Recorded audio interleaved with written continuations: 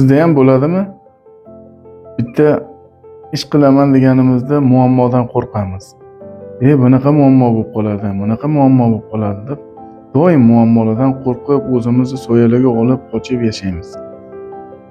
Aslida shunday gap bor ekan. Seni hayotingning eng og'ir pallalarida ko'zing tiniq ko'ra boshlaydi degan gap bor ekan. Bu nima degani?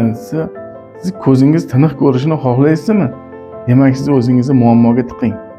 Qanaqa muammo desa, ko'proq qarorlar qabul qiling. Ko'proq qarorlar qabul qiling, chunki oddiy qiyin qarorlarni qaror qabul qilishdan qochamiz. Bir kunda o'rtacha 24 ming marta odamlar qaror qabul qilar ekan. Ya'ni oq ko'ylagimni kiyaymi, qora ko'ylagimni kiyaymi?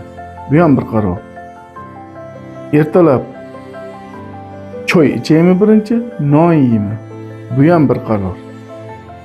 Ertalab uyqudan turaymi, yo yana bir pas yotaymi? Bu ham qaror. Mayda 24 ming marta qaror chiqarar ekanmiz. Shunaqa o'rtasida.